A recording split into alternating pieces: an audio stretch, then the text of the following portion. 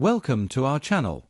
A long, long time ago, before the Great War, before Frodo or Aragorn or Gandalf, the story of the One Ring truly began. It all started with two small hobbit-like creatures named Smeagol and Deagol. They were cousins and close friends.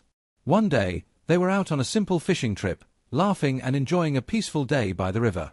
They had no idea their lives were about to change forever. As Deagol fished in the river, something shiny caught his eye. He reached into the water and pulled out a beautiful, golden ring. It was small but sparkled with a strange light. What Deagol didn't know was that this was no ordinary ring. This was the One Ring, created by the Dark Lord Sauron to control all other magical rings.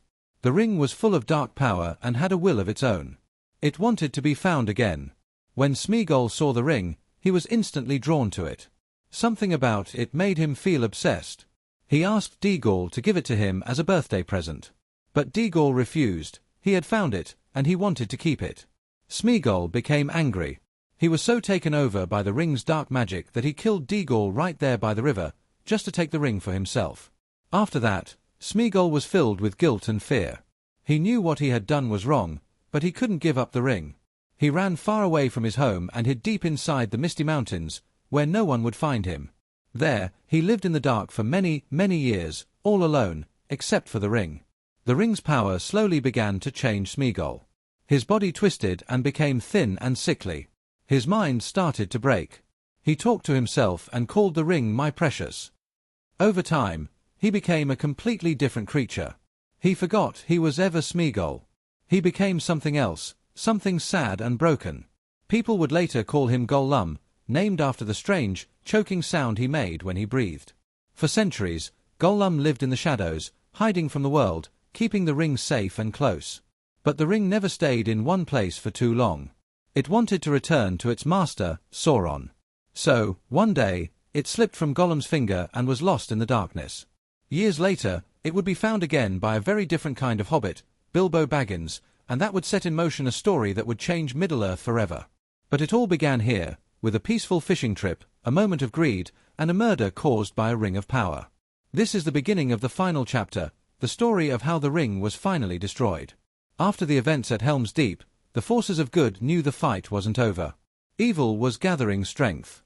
The dark power of Sauron continued to grow in Mordor, and a final war was close. Gandalf the White, now leading the effort against Sauron, traveled with Aragorn, Legolas, Gimli, and King Theoden of Rohan. Together, they rode to Isengard, the stronghold of the fallen wizard Saruman, to check on the outcome of the Ents' attack. There, they found Merry and Pippin, who were safe and enjoying food and peace after Saruman's defeat. Inside Saruman's ruined tower, Gandalf retrieved a powerful object called the Palantir, a round, black stone that could show distant places and let people speak across great distances. It was dangerous because it could also be used by Sauron. Later that night, curious and unable to resist, Pippin secretly looked into the Palantir while Gandalf was asleep. What he saw terrified him. He made contact with Sauron, who thought he was the ring-bearer. Sauron showed him fire, war, and a great white city under attack. Pippin screamed in fear. Gandalf rushed to him and pulled the stone away.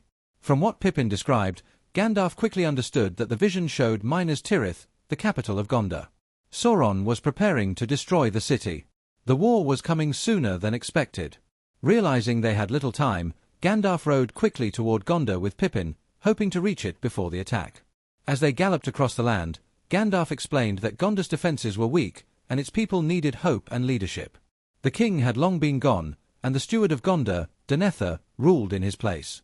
When they arrived, Gandalf met Denethor and warned him of the danger. But Denethor, grieving the recent loss of his son Boromir, was cold and unkind. He was filled with pride and sorrow, refusing to accept help or even believe that Gondor could still be saved. He didn't trust Aragorn or even Gandalf. Meanwhile, in the city, Pippin felt out of place. To honor Boromir, who had once saved him, he offered his service to Denethor and became a guard of the citadel, wearing armor and learning to stand watch. He missed his friends but tried to be brave. As Gandalf began preparing the people of Minas Tirith for the coming siege, he looked to the east. The sky had turned darker, and black clouds filled the air, a sign that Sauron's army was marching. Time was running out, and the fate of Middle-earth hung in the balance. With Rohan still far away and the armies of Mordor growing stronger, Gandalf knew this battle would be one of the most important in history. But he also knew that strength would not be enough. Courage, wisdom, and unity were needed now more than ever. Far away from the war in Gondor, Frodo Baggins and Samwise Gamgee continued their secret mission to destroy the One Ring. Their goal was not to fight in battles or lead armies. Instead, they had to take the ring deep into the land of the enemy and throw it into the fire of Mount Doom, the only place it could be destroyed forever. But they were not alone. Gollum, the creature who once owned the ring, had been guiding them through dark and dangerous lands. Gollum knew secret ways into Mordor, the home of the Dark Lord Sauron. Frodo, carrying the ring, trusted Gollum. He believed that Gollum could help them. But Sam did not trust him at all. He saw how Gollum talked to himself and looked at the ring with greedy eyes. As the three traveled, the land around them became more frightening. They reached a dark place called Minas Morgul, a city of death and shadows. There, they saw something terrible. A huge army of orcs marched out of the city, led by a tall, powerful figure wearing black armor and riding a black beast. This was the Witch King of Angmar, leader of the Nazgul, and Sauron's most feared servant. The army began marching toward Gondor, showing that the final war had truly begun. The way ahead was blocked, so Gollum led them to a narrow, secret path that climbed up steep cliffs. These were the stairs of Cirith Ungol. The stairs were sharp, high, and very dangerous. Step by step, Frodo and Sam climbed, growing more tired and weak as they went higher. Gollum followed, smiling quietly to himself. But Gollum had a secret plan.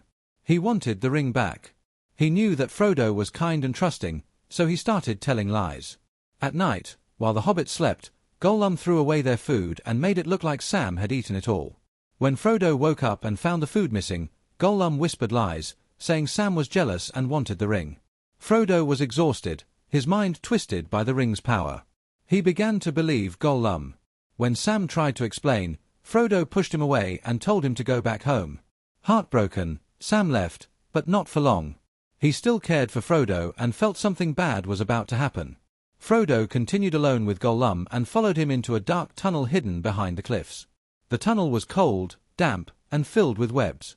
It was not just a shortcut, it was a trap. Inside the tunnel lived a huge, terrifying spider named Shelob, and Gollum had led Frodo right into her lair. As Frodo followed Gollum deeper into the tunnel of Cirith Ungol, he didn't know he was walking into a trap. The tunnel was dark, with no light at all. The air was thick and smelled of something foul. Webs hung from the walls and ceiling like curtains. Every step made a soft squishing sound. Frodo could feel that something wasn't right, but he kept going, trusting Gollum. Gollum had disappeared into the shadows. He had brought Frodo here on purpose, knowing that something deadly lived in the tunnel, a creature called Shelob, a giant spider that had lived there for hundreds of years. She was big, fast, and cruel. Gollum hoped Shelob would kill Frodo, leaving the ring for him to take. Suddenly, Frodo heard movement. He turned, but it was too late. Shelob was behind him, crawling quietly through the shadows. She struck quickly, stabbing Frodo in the neck with her sharp stinger. He cried out in pain and fell to the ground. Shelob wrapped his body in webbing, planning to eat him later. Frodo couldn't move. He looked dead. But just before Shelob could finish him off, Sam returned. Even though Frodo had told him to go home, Sam had followed them, worried that something bad would happen. He arrived just in time. When he saw Frodo's body wrapped in webs, he thought his best friend had been killed. With tears in his eyes and anger in his heart, Sam picked up Frodo's sword, Sting, and faced the spider. The battle between Sam and Shelob was fierce. Shelob was much larger, with sharp legs and deadly fangs, but Sam fought bravely. He stabbed her eye and drove her back using the light of the elven starglass, a gift from Galadriel. The light hurt Shelob, and Sam's sword cut deep. Wounded, she ran away into the dark tunnels, never to return. Sam rushed to Frodo's side. He tried to wake him up, but Frodo wouldn't move. Sam believed Frodo was dead. With a heavy heart, Sam took the ring and Frodo's sword, planning to carry on the mission himself. He promised to destroy the ring, even if it meant walking alone into the fires of Mount Doom. But just then, Sam heard voices. Orc soldiers were coming. He quickly hid in the shadows. The orcs found Frodo and began arguing. They said Frodo wasn't dead, just paralyzed. They decided to take him to their tower, thinking he was a spy or prisoner. Sam followed the orcs as they carried Frodo away. He was filled with hope again. Frodo was alive. Sam knew he had to save him. He climbed the dangerous path up the cliff to the tower of Cirith Ungol, ready to fight again, no matter the cost. While Frodo and Sam faced danger in Mordor, a great war was starting in the city of Minas Tirith, the capital of Gondor. The people there were afraid. The sky had turned black, and they could feel something evil was coming. The enemy's army, made of orcs, trolls, and monsters, was marching closer every hour. Faramir, the son of Gondor's ruler Denethor, tried to stop the enemy from taking the city's outer post called Osgiliath. He and his men fought bravely, but the orcs were too many. Faramir was badly hurt and barely escaped with his life. He was brought back to Minas Tirith, unconscious and near death. Denethor, already sad from losing his older son Boromir, believed Faramir was dying too. He lost all hope. Instead of preparing the city for battle, Denethor ordered his servants to build a funeral fire, planning to burn himself and Faramir alive. At the same time, the enemy began their full attack on the city. Catapults threw huge rocks over the walls, trolls pushed giant towers toward the gates, and a terrifying leader led the charge, the Witch King of Angmar, the head of the Nazgul. He rode a black flying beast and spread fear wherever he went. Gandalf stayed strong. With his white horse Shadowfax, he led the city's defense. He gave orders, calmed the soldiers, and pushed back the fear. Pippin, now serving as a guard, saw Gandalf's bravery and learned what true courage meant. As the city gates began to fall, help finally arrived. King Theoden of Rohan led the Rohirrim, a great army of horsemen, to help Gondor. Their horns blew loudly across the land, giving hope to the people in the city. Theoden gave a speech to his riders and then charged into battle. The riders of Rohan crashed into the enemy like a wave, breaking through the lines and fighting with all their might. But the battle was far from over. From the south came more enemies, the Haradrim, riding massive creatures called Arlafaunts. These giant beasts had towers on their backs and crushed everything in their path. Many brave soldiers of Rohan were killed. Then, a terrifying moment came. The Witch King attacked King Theoden. His beast knocked Theoden off his horse, and the king was mortally wounded. But standing nearby was Eowyn, Theoden's niece, dressed as a soldier. She had secretly joined the army, hiding her identity. The Witch King told her no man could kill him. But Eowyn removed her helmet and said, "I am no man." Then, with the help of Merry, she stabbed the Witch King, destroying him once and for all. Theoden died from his wounds, but he saw Eowyn before the end and was proud of her. The battle still raged, but then another hero arrived, Aragorn, leading a mysterious army. Just when the battle at Minas Tirith seemed lost, something unexpected happened. From the river came ships, black sails rising high in the wind. Everyone feared the worst, thinking these were more enemies sent by Sauron. The soldiers of Gondor and Rohan braced themselves for a final attack. But something amazing happened. The ship stopped, and out came Aragorn, along with Legolas the elf and Gimli the dwarf. Behind them stood a silent, glowing army, ghosts, moving like shadows. These were the army of the dead, cursed long ago for breaking an ancient promise to help the true king of Gondor. Now, they had returned to keep that promise. Before this moment, Aragorn had gone on a dangerous journey through the paths of the dead, a dark, haunted place where no living man dared to go. Inside, Aragorn had spoken to the ghostly king of the mountain and demanded help. He held Anduril, the sword reforged from the blade of Elendil, and showed that he was the rightful heir to the throne. The ghosts agreed to fight, but only if Aragorn would release them from their curse afterward. Now, during the battle at Minas Tirith, they were here. The army of the dead swept across the battlefield like a storm. They were fast, silent, and unstoppable. No sword could cut them, no arrow could hurt them.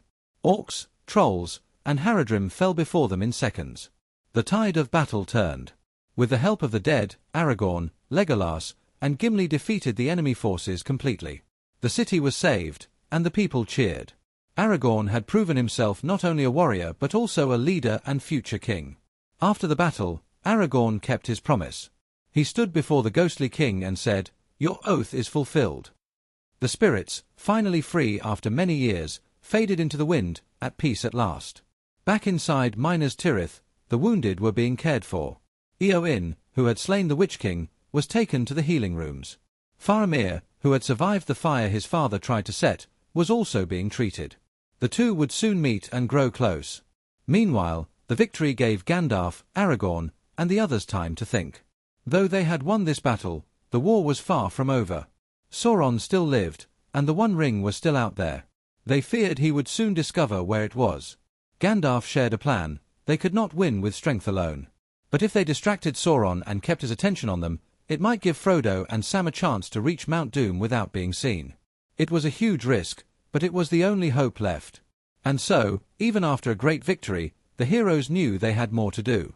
The road ahead would be hard, and not all of them would survive. But they stood united, brave, determined, and ready for the final fight. After the victory at Minas Tirith, the heroes knew the war was not truly won. The Dark Lord Sauron was still alive, and his eye still searched for the One Ring. Frodo and Sam were somewhere deep in Mordor, trying to destroy the ring, but time was running out. The group had a meeting.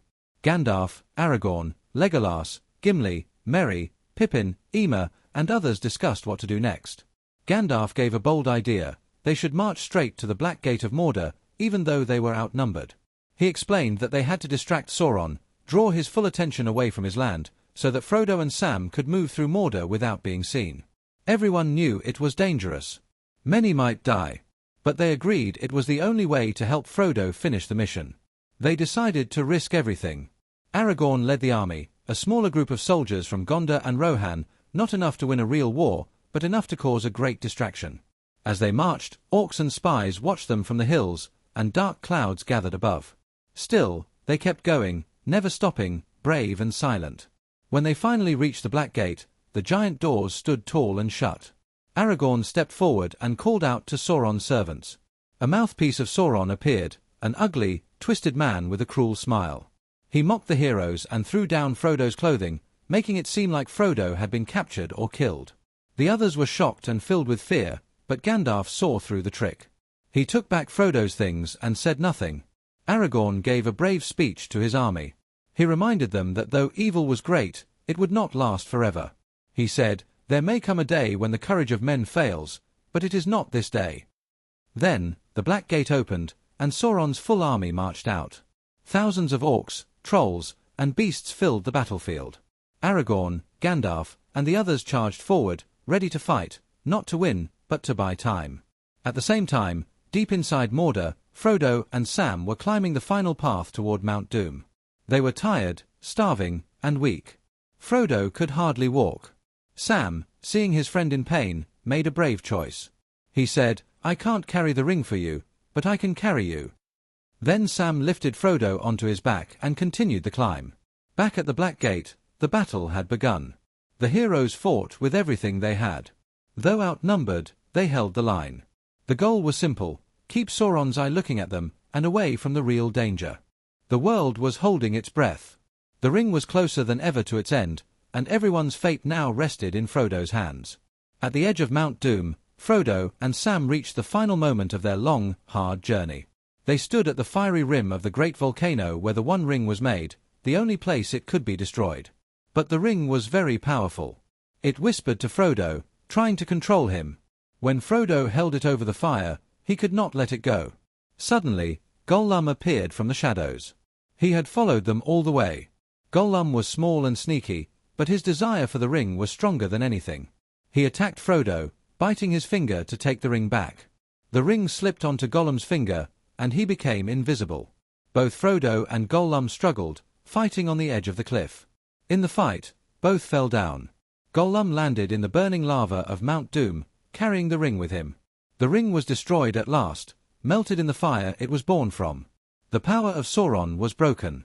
Far away, the great dark eye of Sauron lost its power and disappeared. His armies fell into chaos, and Mordor began to crumble. The volcano exploded, shaking the land. The long nightmare was ending. Sam rescued Frodo, carrying him away from the burning mountain. Exhausted and hurt, Frodo opened his eyes and saw his loyal friend beside him. They began the journey back to the world they once knew. Meanwhile, Aragorn and the others won their battle at the Black Gate. With Sauron defeated, they marched into Minas Tirith, where the city celebrated their victory. Aragorn was crowned king of Gondor. He took Arwen as his queen, and the people rejoiced. Peace was returning to the lands. The hobbits, Frodo, Sam, Merry, and Pippin, went back to the Shire, their peaceful home. Sam married Rosie Cotton, and they had a happy family. Life slowly returned to normal, but the memory of the Great War stayed with them. Years later, Frodo felt deep sadness and pain from his journey. He knew he could not find peace in the Shire. So, he left Middle-earth with Gandalf, Elrond, and the elves, sailing across the sea to the Undying Lands, a place of healing and rest. Before Frodo left, he gave Sam the Red Book of Westmarch, a book telling the story of their adventures. Sam promised to keep the story alive for future generations. Sam returned to the Shire, where he lived happily with Rosie and their children. One day, after all the struggles and losses, Sam said the simple words that told everything had come full circle. In this video, we're diving deep into the fascinating journey of the film. From its pre-production and post-production stages to the filming schedule, shooting, locations, and behind-the-scenes efforts that brought the story to life. We'll also explore the movie's budget, lifetime box office collection, and overall financial performance. Alongside that, you'll get a complete breakdown of the story, with detailed analysis of key plot points, themes, and character arcs. Finally, we'll take a closer look at the technical aspects of filmmaking, including cinematography, direction, screenplay, editing, and music composition, giving you a full cinematic review in one place. The Lord of the Rings, The Return of the King arrived in theaters on the 17th of December, 2003, marking the triumphant conclusion to an extraordinary cinematic journey that had begun years earlier with its predecessor films. This epic fantasy spectacle, directed by Peter Jackson, stands as a monumental achievement in filmmaking, weaving together a rich tapestry of storytelling, groundbreaking visuals, and powerful performances that have left an indelible mark on audiences and the genre itself. From the very moment the film begins, viewers are drawn into a world brimming with danger, hope, and the unyielding struggle between light and darkness, inviting them to witness the final chapter in the quest to destroy the One Ring and bring peace to Middle-earth. What makes The Return of the King uniquely compelling is not just its grand scale or the complexity of its narrative, but the profound emotional depth that courses through every scene. This is a story of friendship tested by fire, of courage blossoming in the face of overwhelming odds, and of sacrifice that resonates beyond the confines of its fantasy setting. As the narrative unfolds, the stakes are raised higher than ever before. The battles are more intense, the characters more fully realized, and the themes more universal, touching on ideas of redemption, loyalty, and the enduring power of hope. The film expertly balances intimate character moments with sweeping sequences of war and wonder, creating a cinematic experience that feels both epic and deeply personal. At its heart, The Return of the King follows the intertwined journeys of its central characters. Frodo Baggins, burdened by the dark weight of the One Ring, presses ever closer to the fiery chasm of Mount Doom, where the fate of the world hinges on his success. Alongside him, the loyal Samwise Gamgee embodies steadfast friendship and unwavering resolve, proving that even the smallest individuals can shape the course of history. Meanwhile, the forces of Middle-earth rally against the encroaching shadow of Sauron, culminating in breathtaking battles for the future of their world. The story is punctuated by twists and moments of unexpected heroism, from the noble sacrifice of key figures to the rise of unexpected leaders. Each performance brings these characters to life with nuance and passion, drawing viewers deeper into the story's emotional landscape. Visually, the film is a masterpiece that pushes the boundaries of what was possible in early 2000 cinema. The sweeping landscapes of New Zealand serve as the perfect backdrop, transporting audiences to a world that feels at once fantastical and tangible. The use of cutting-edge special effects and practical effects blends seamlessly, creating scenes of grandeur, from the massive siege of Minas Tirith to the haunting journey through the Darklands, that stun the senses and heighten the narrative's urgency. The meticulous attention to detail in costumes, sets, and makeup enhances the authenticity of Middle-earth, making it a realm audiences can fully immerse themselves in. What truly sets The Return of the King apart, however, is its ability to resonate on a deeply human level. Beyond the spectacular visuals and thrilling battles lies a story about resilience, the struggle to hold on to hope when all seems lost, and the enduring bonds that give us strength. This emotional core is what captured the hearts of millions worldwide and earned the film critical acclaim, culminating in a historic sweep at the Academy Awards where it won all 11 Oscars for which it was nominated, including Best Picture and Best Director. These accolades are a testament to the film's artistry and the profound impact it had on both audiences and the industry. For those who step into this cinematic world, the journey promises to be as rewarding as it is exhilarating. The Return of the King is not just a film to be watched but an experience to be lived, where every frame, every line of dialogue, and every note of the evocative score contributes to a story that lingers long after the credits roll. It invites viewers to explore the complexities of heroism, the price of power, and the hope that can emerge from even the darkest moments. Diving into its details reveals layers of storytelling brilliance, technical mastery, and emotional truth that continue to inspire and captivate, making it a timeless classic in the annals of film history. Writing this like a seamless story with no headings, divisions, or section markers, every detail flows naturally, blending into a cohesive narrative that honors the film's spirit and invites a deep, immersive exploration of its enduring magic. The story unfolds in the shadow of growing darkness, where the fate of Middle-earth hangs precariously on the edge of despair and hope. From the very beginning of The Return of the King, the weight of the One Ring's presence looms over every character and every decision they make.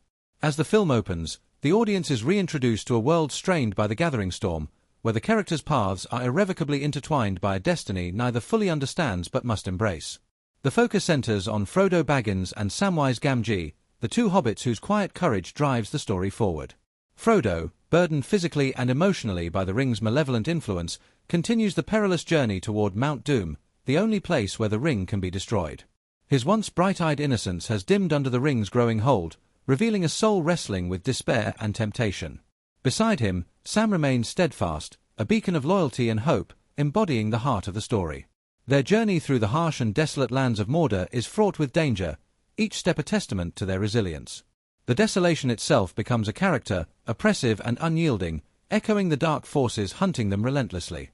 Meanwhile, far from Mordor's bleak landscape, the rest of Middle-earth braces for the impending war that threatens to consume them all. Aragorn, the reluctant heir to the throne of Gondor, faces his destiny with a mixture of doubt and growing resolve. His character is complex, torn between the legacy he is meant to claim and the man he wishes to be. The early moments reveal his struggles with leadership and self-doubt, yet also hint at the strength that will emerge as the story progresses. Alongside him stand loyal companions: Legolas, the sharp-eyed elf whose grace in battle is matched by his unyielding friendship; Gimli, the determined dwarf whose courage and humor provide both strength and relief; and Gandalf, the wise and powerful wizard guiding the forces of good with a calm but firm hand. The city of Minas Tirith, Gondor's great fortress, is introduced as a symbol of humanity's last stand against the encroaching darkness. The palpable tension here sets the tone for the battles to come, with King Theoden of Rohan's arrival signaling the urgency of the situation. His people, hardy and proud, prepare to ride to Gondor's aid, embodying the theme of unity in the face of overwhelming odds. Theoden's character is rich with nuance, a leader burdened by loss yet renewed with purpose, and his arrival is a pivotal moment that underscores the alliances crucial to Middle-earth's survival. As the narrative weaves these threads together, the tension escalates with the arrival of Sauron's forces, a relentless tide threatening to overwhelm all hope. The film skillfully builds suspense through strategic pacing, alternating between the intimate and the epic. The quiet moments of doubt and despair in The Hobbit's journey contrast sharply with the thunderous preparation for war, enhancing the emotional impact of each scene. Moments like Pippin's encounter with the Palantir, a mysterious seeing stone, introduce subtle but vital foreshadowing. This glimpse into the wider machinations of Sauron's influence hints at the perilous challenges ahead, deepening the sense of impending doom. Faramir, the noble captain of Gondor and brother to Boromir, emerges as a key figure whose internal conflict reflects the larger struggle between duty and desire. His initial suspicion of Frodo and Sam underscores the complexity of human nature amid war, and his eventual decision to aid them marks a turning point that enriches the narrative. This interaction not only advances the plot but also adds layers of moral ambiguity, reminding viewers that even in darkness, choices define the course of fate. The relationships between characters are intricately developed in these early stages, laying a foundation for the emotional arcs that will reach their zenith in the film's climax. The deep bond between Frodo and Sam, tested by hardship and the ring's corrupting power, resonates as a universal story of friendship and sacrifice. At the same time, Aragorn's journey toward embracing his kingship is mirrored by the rallying of human and allied forces, underscoring themes of identity, responsibility, and courage. As the narrative moves toward the pivotal battle of Minas Tirith, the tension reaches a fever pitch. The arrival of the Witch King, the terrifying leader of the Nazgul, signals the devastating power of Sauron's army. His presence is a chilling reminder of the darkness pressing in from all sides, and the film's use of shadow and sound in these scenes amplifies the sense of dread.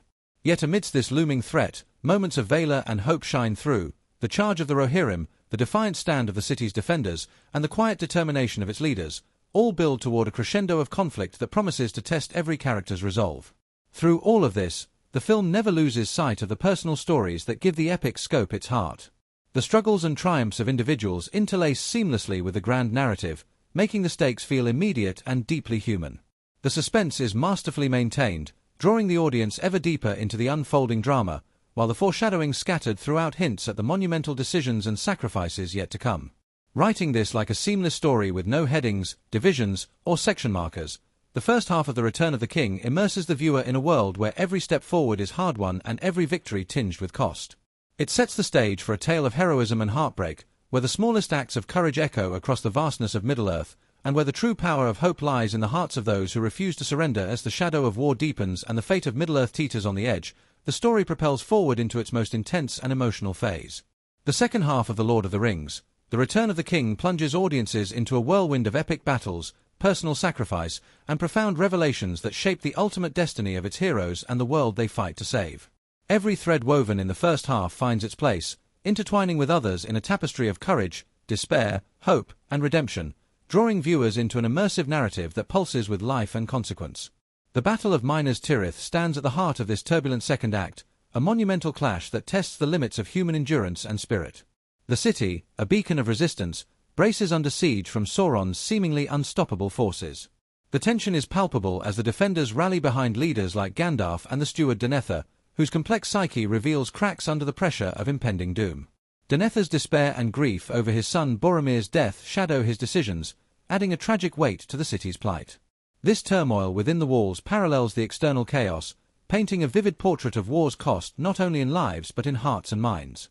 In the skies and on the battlefield, the Rohirrim's charge becomes one of the film's most electrifying moments, a surge of hope amid darkness. King Theoden leads his riders with fierce determination, embodying the spirit of resistance and honor. The thunderous gallop of the horsemen, crashing into the enemy ranks, is as much a visual spectacle as it is a symbol of unity and bravery. This desperate, heroic counterattack breathes life into the city's defense, galvanizing allies and viewers alike. Yet the tide of war remains uncertain, with the Witch King of Angmar looming as an almost supernatural force of destruction, his confrontation with Eowyn and Merry revealing unexpected strength and resilience, shattering the myth that the Dark Lord's servants cannot be defeated. Meanwhile, Aragorn's path takes a transformative turn as he embraces his destiny more fully, stepping into the role of the true king. His journey leads him to the paths of the dead, where he summons a cursed army bound by ancient oaths to aid him. This supernatural alliance marks a turning point, not only in the battle but in Aragorn's own arc, as he moves from reluctant leader to the embodiment of hope and rightful sovereignty. The arrival of the dead army at the critical moment shifts the balance of power, underscoring the film's themes of redemption and the importance of honor across generations. Parallel to these grand events, the perilous journey of Frodo and Sam reaches its climactic peak.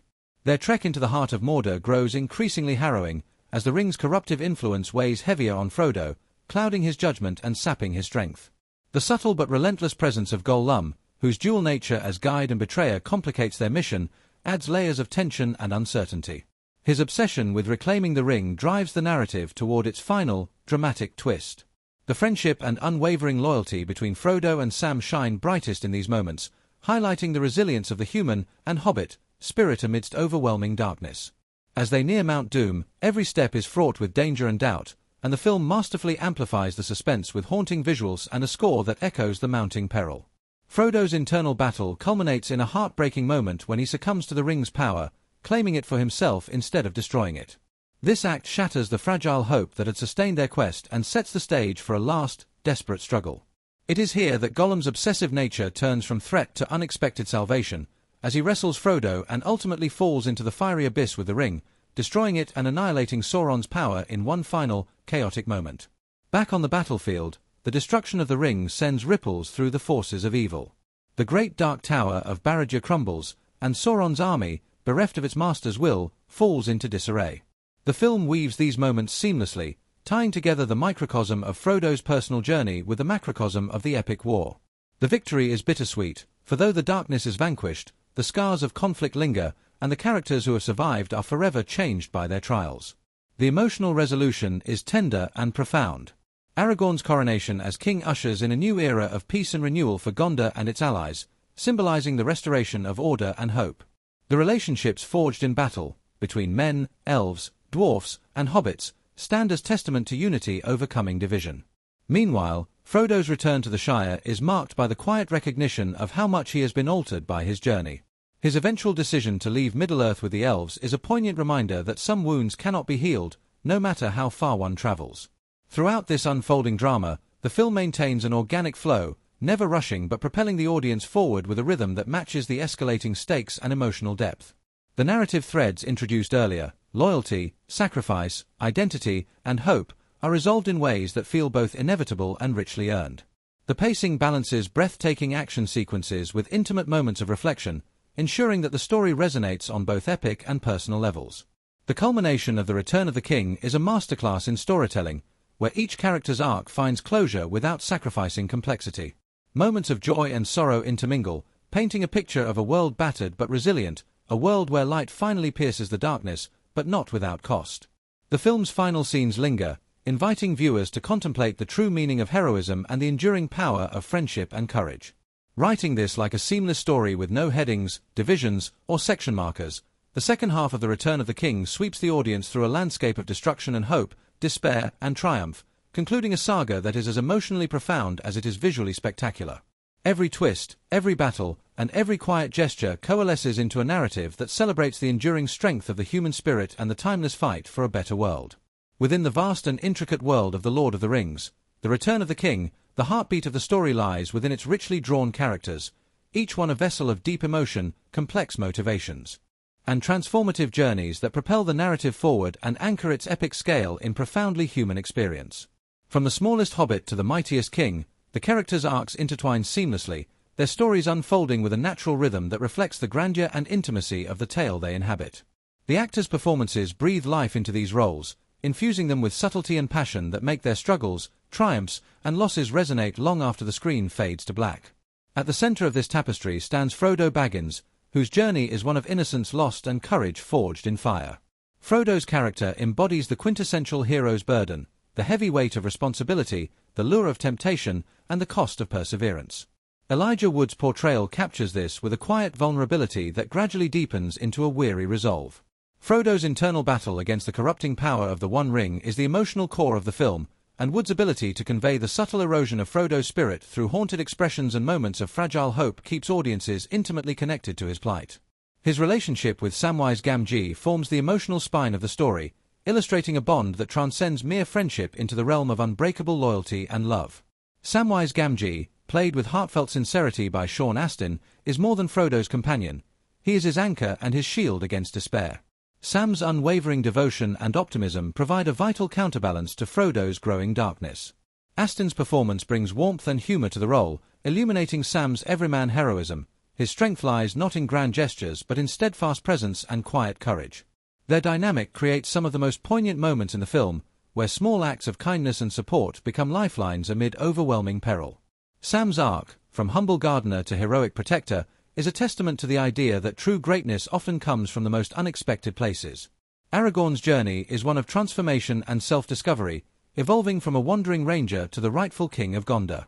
Viggo Mortensen's portrayal imbues Aragorn with a rugged nobility tempered by humility and doubt.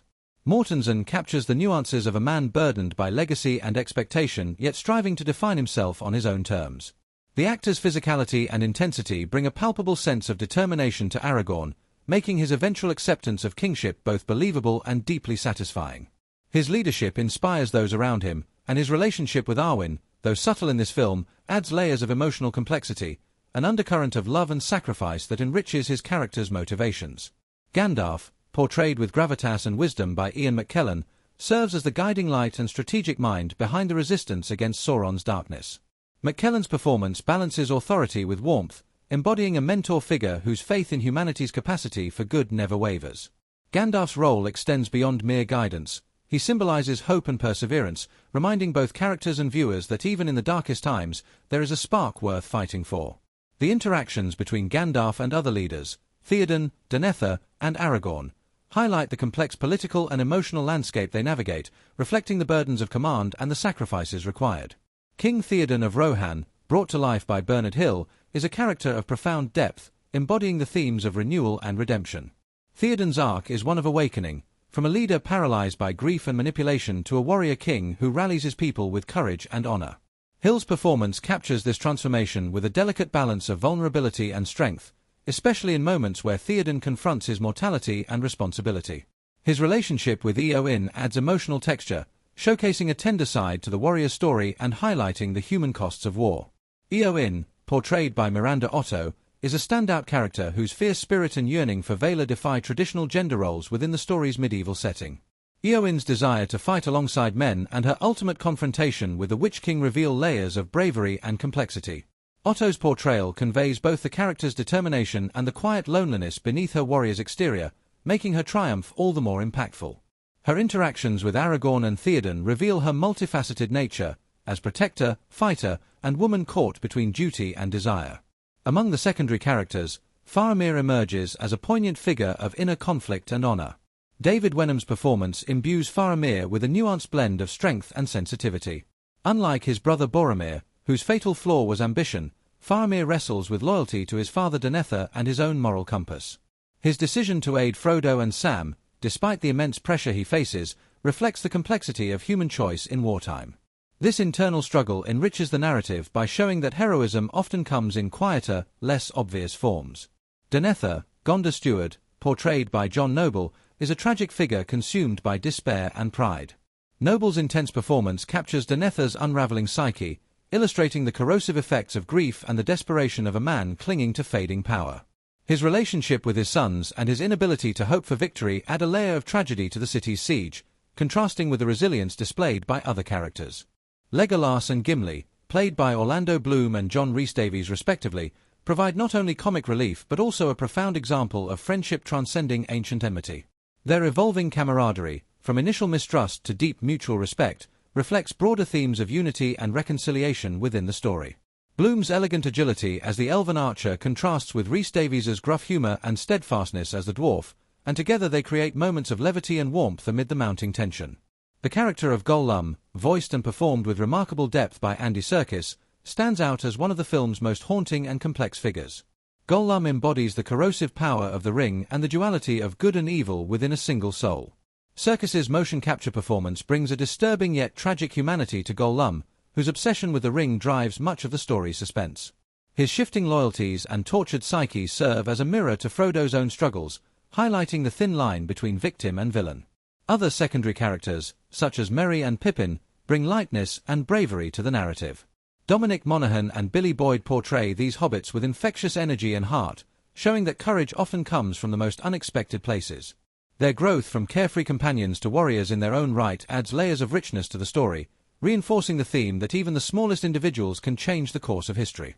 The performances across the ensemble cast work in harmony to create a world that feels vibrant and lived in. Each actor brings a unique presence that enhances the authenticity of the characters, ensuring that their journeys are not only seen but deeply felt. The chemistry between the cast members amplifies the emotional stakes, whether in quiet moments of tenderness or the heat of battle. This collective effort transforms the film from a mere retelling of a beloved book into a visceral and immersive experience. Writing this like a seamless story with no headings, divisions, or section markers, the exploration of the characters in The Return of the King flows naturally alongside the narrative itself. Their motivations, struggles, and transformations are woven into the larger epic, each story arc enriching the others and building toward a conclusion that honors their complexity and humanity. The film's ability to breathe life into these figures through nuanced performances ensures that their legacies endure, inviting viewers to connect with them long after the adventure ends. The magic of The Lord of the Rings, The Return of the King extends far beyond its grand battles and sweeping storylines. Woven throughout the film are subtle details and hidden references that enrich the experience for viewers willing to look closely, creating layers of meaning that reward both casual fans and devoted enthusiasts. These hidden gems, Easter eggs, and symbolic touches are not merely decorative but deeply integrated into the narrative fabric, offering insight into the world of Middle-earth and the creative genius behind the film's making. They echo the rich lore of J.R.R. Tolkien's writings while bridging connections to wider cultural motifs, history, and mythology, making the movie a treasure trove for the observant eye. From the opening sequences, the filmmakers embedded references that nod to Tolkien's original texts, as well as to the broader fantasy tradition and mythological archetypes. The detailed craftsmanship of the props and costumes, for example, reflect a deep reverence for Tolkien's world.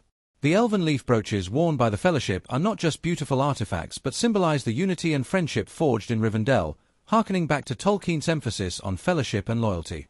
These brooches also subtly resemble Celtic knotwork, which links the story to ancient mythologies and their recurring themes of eternity and interconnectedness. Such design choices demonstrate the film's careful blending of literary fidelity with artistic symbolism. As the journey progresses, the use of language and inscriptions is another layer of hidden detail.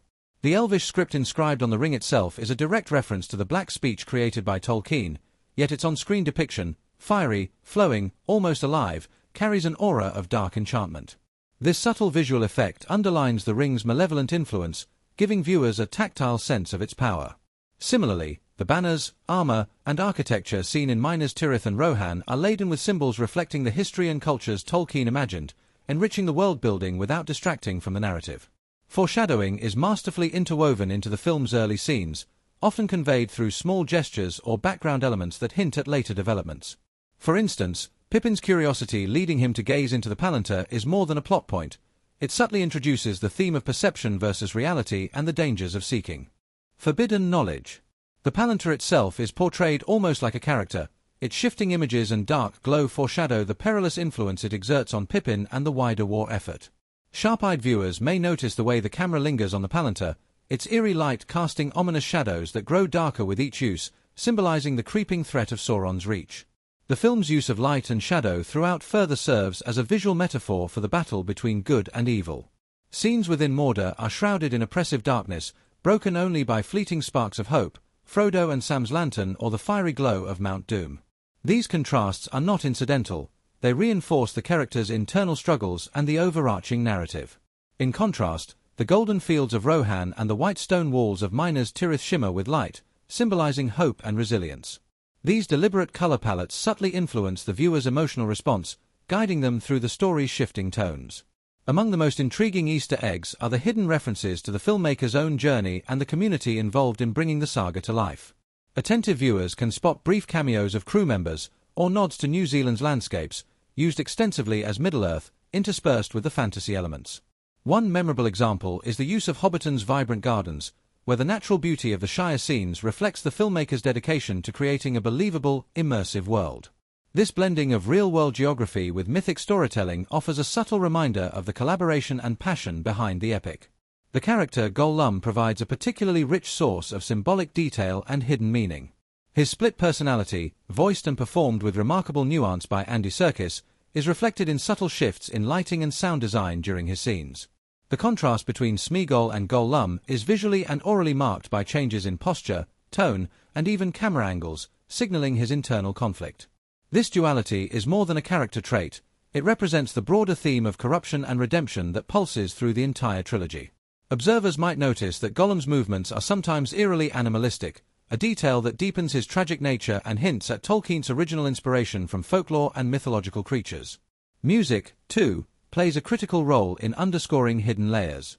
Howard Shore's score is interlaced with leitmotifs, musical phrases associated with particular characters, places, or ideas. These motifs evolve over the course of the film, subtly mirroring the characters' transformations and the shifting narrative landscape.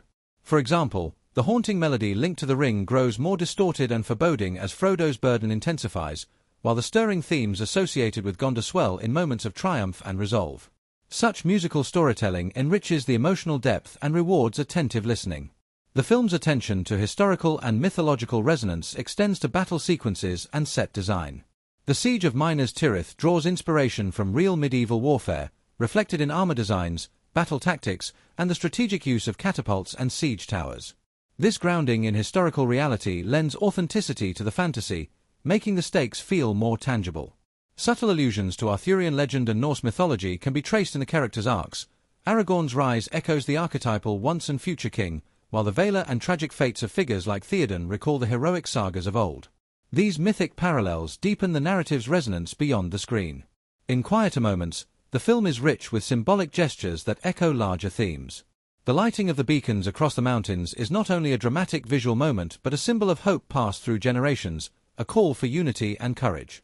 The scenes where characters share farewells, Frodo's parting with his friends, Aragorn's coronation, and the sailing of the elves, are steeped in symbolism about endings, transitions, and the bittersweet nature of change. These moments, while subtle, anchor the emotional weight of the story, connecting the audience to universal experiences of loss and renewal. For those keen on spotting Easter eggs, there are numerous clever touches sprinkled throughout. For instance, the Hobbits' costumes and props include personal items that reflect their individual journeys, like Sam's cooking pot and Frodo's worn cloak, grounding the characters in tangible reality. The presence of familiar faces in unexpected places, such as the ghostly army aiding Aragorn or the subtle expressions of characters during pivotal scenes, offer a reward for careful viewing.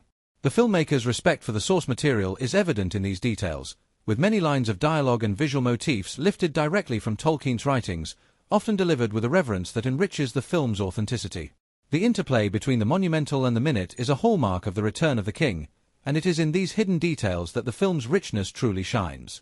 Whether through visual symbolism, narrative foreshadowing, or cultural references, the movie invites viewers into a world where every frame holds meaning. This layering creates an immersive experience that deepens with each viewing, encouraging audiences to explore beyond the surface and discover new facets of the story.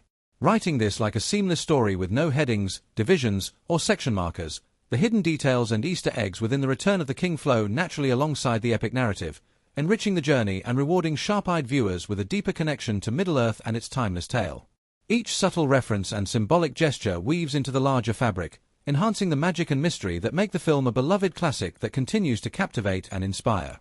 The making of The Lord of the Rings, The Return of the King is as epic and fascinating as the story it tells, filled with behind-the-scenes tales, unexpected challenges, and quirky moments that reveal the immense dedication, creativity, and sometimes sheer madness behind this cinematic masterpiece. From the vast landscapes of New Zealand to the intense physical demands placed on the cast, the production journey was marked by moments both extraordinary and bizarre, each contributing to the final film's grandeur and enduring legacy. These strangest facts about the movie unfold like their own hidden adventure, inviting fans to glimpse the incredible effort and unusual circumstances that shaped this iconic work. One of the most astonishing aspects of the production was the sheer scale of filming in New Zealand, a country that transformed into the diverse realms of Middle-earth. The filmmakers chose locations with such careful precision that the landscapes themselves became characters, but shooting in the wild also brought unique challenges. Cast and crew often faced harsh and unpredictable weather, sometimes filming in pouring rain or scorching sun for hours on end. These conditions tested their endurance and creativity, pushing everyone to their limits. The remote locations meant that transportation and logistics became massive operations, with equipment sometimes hauled over rugged terrain and actors trekking long distances for scenes. These physical demands added authenticity to the performances but also made the shooting grueling, fostering a tight-knit camaraderie among those involved. The physical transformations required of the actors were another striking element. Viggo Mortensen, who played Aragorn, became famously dedicated, performing many of his own stunts and even carrying a real, heavy sword throughout filming. In fact, Mortensen's commitment extended so far that he often practiced sword fighting and rough horse riding off-camera, becoming known for his intense preparation and occasional bruises. Similarly, the Hobbit's actors, Elijah Wood, Sean Astin, Dominic Monaghan, and Billy Boyd, had to spend countless hours in makeup and prosthetics to achieve their distinctive looks, enduring long days in often uncomfortable costumes designed to create their diminutive appearances. One of the strangest and most memorable stories involves the creation of Gollum, brought to life by Andy Serkis through pioneering motion capture technology.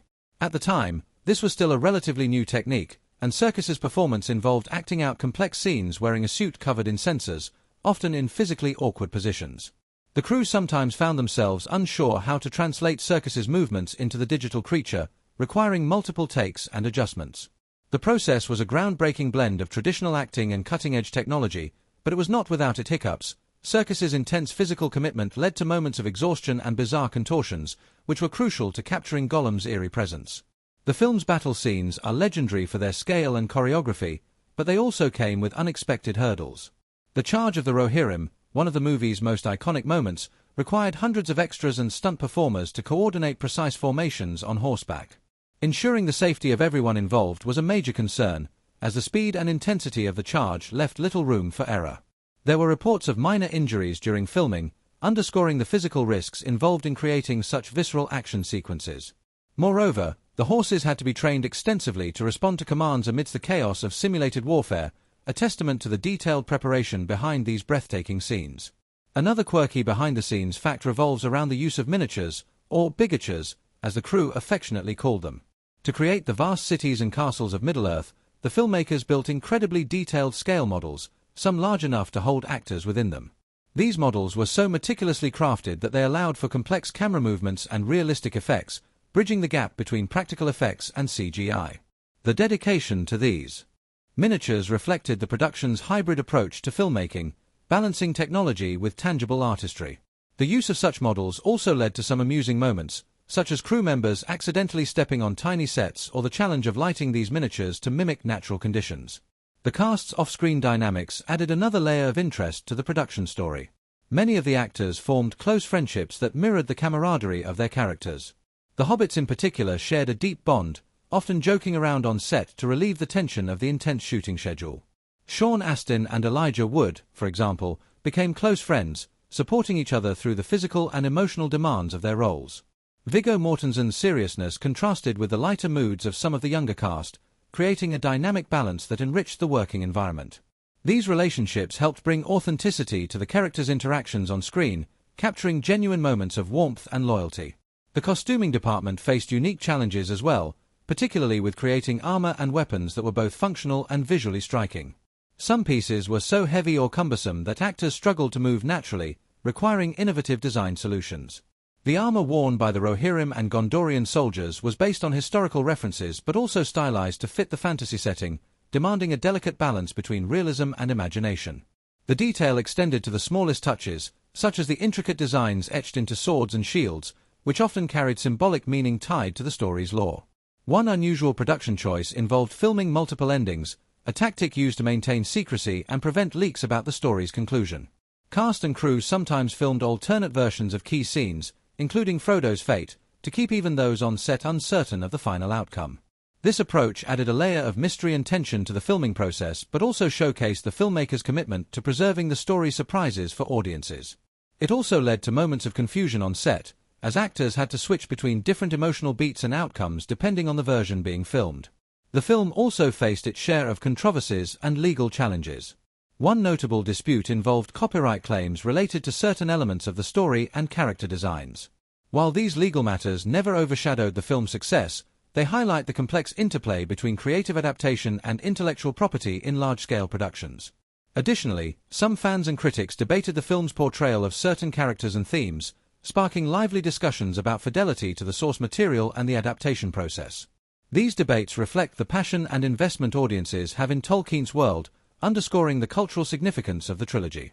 A particularly curious fact concerns the voice casting for some of the characters.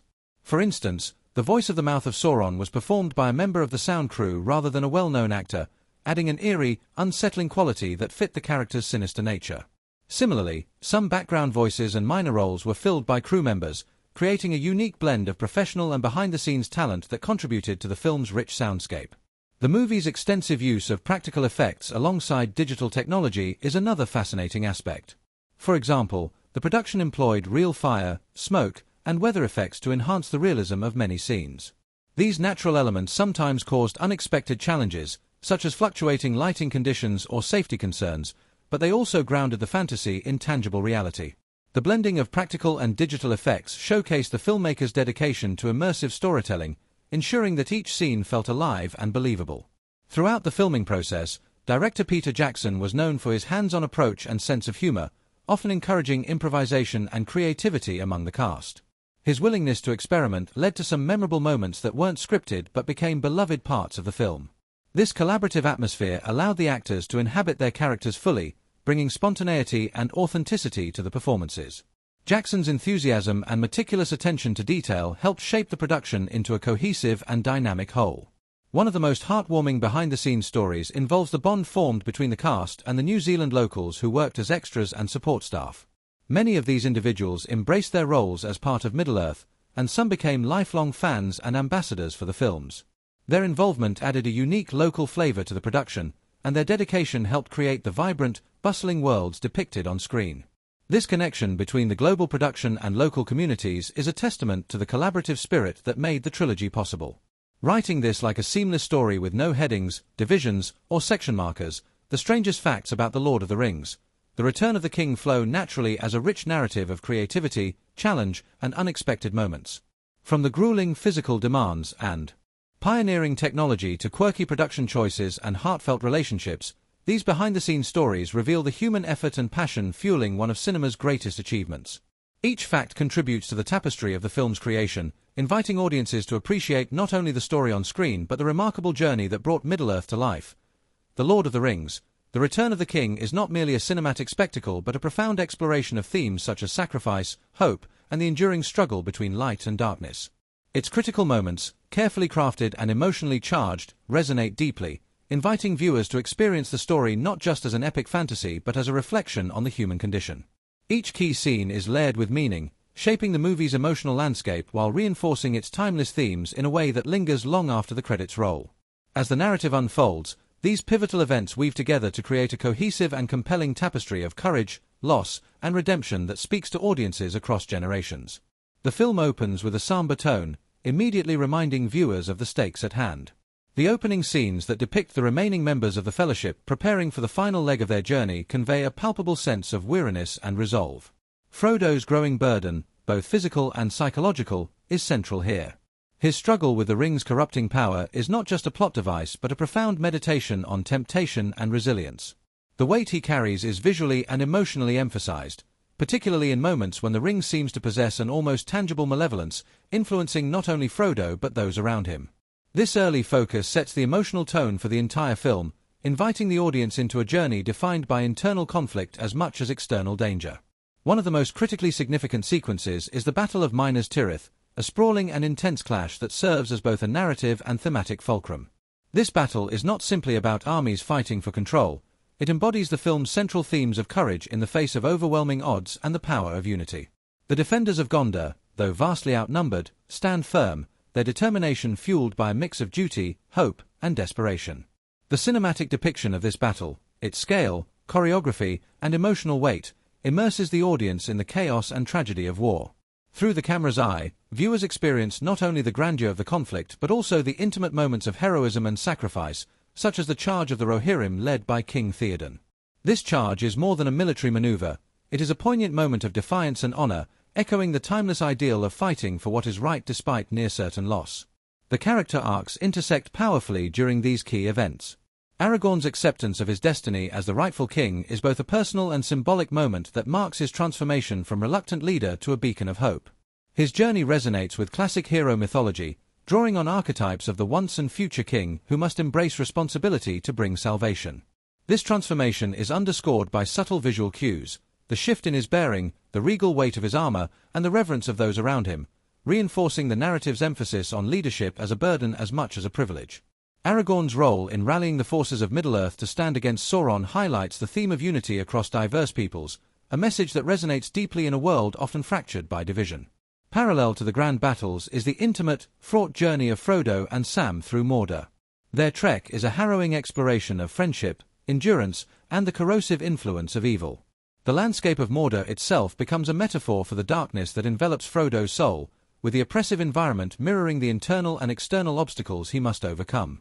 The film's portrayal of Sam's unwavering loyalty to Frodo elevates their relationship beyond mere companionship, making it a profound testament to the power of hope and perseverance. Their interactions provide moments of tenderness amidst despair, underscoring the human capacity to support one another in the darkest times. The tension of their journey, punctuated by encounters with Gollum, further complicates the narrative, introducing themes of trust, betrayal, and the duality of nature. Gollum's character serves as a critical lens through which the film examines the corrupting allure of power and the complexity of identity. His internal conflict, between the remnants of Smeagol and the darker Gollum, mirrors Frodo's own struggle with the ring, creating a nuanced reflection on the nature of good and evil within individuals. The scenes featuring Gollum are charged with psychological depth, blending suspense with a tragic sense of inevitability. His ultimate betrayal at the Cracks of Doom is a devastating moment that encapsulates the film's exploration of obsession and downfall, reinforcing the narrative's darker undercurrents while setting the stage for the final act of salvation. The climax at Mount Doom is a masterpiece of tension and thematic resolution. Frodo's moment of weakness, when he claims the ring for himself, shocks the audience but also serves as a powerful statement about the ring's insidious power. This moment disrupts the traditional hero's journey by showing that even the most steadfast can falter. It is Gollum's intervention, his desperate, violent reclaiming of the ring, that paradoxically leads to its destruction. This twist underscores the film's message that victory often comes through unexpected and imperfect means, emphasizing the complexity of good versus evil. The visual spectacle of the volcanic eruption combined with the emotional intensity of this scene creates a cathartic release for the audience, symbolizing both an end and a beginning. The aftermath of the ring's destruction brings a profound emotional resonance, as the film shifts focus to the cost of victory. Frodo's physical and psychological wounds, and his ultimate decision to leave Middle-earth, highlight the lasting impact of trauma and the bittersweet nature of closure. His farewell scenes are tender and heart-wrenching, capturing the sense that some scars cannot be healed by triumph alone. The film's conclusion invites reflection on the themes of sacrifice and the passage of time, reminding viewers that heroism often comes with great personal loss. This mature treatment of the hero's journey elevates the film beyond a simple fantasy tale into a poignant meditation on human experience. The emotional depth is further enriched by the supporting characters' arcs. Eowyn's transformation from a shield maiden bound by societal expectations to a warrior who confronts the Witch King is a critical feminist moment within the story. Her courage and resilience challenge traditional gender roles, adding layers of empowerment and complexity to the narrative. Her victory over the seemingly invincible Witch King is not only a thrilling action sequence but a symbolic triumph of hope and determination over despair. Similarly, Faramir's journey from a cautious and conflicted soldier to a figure who embraces honor and love enriches the film's exploration of loyalty and redemption.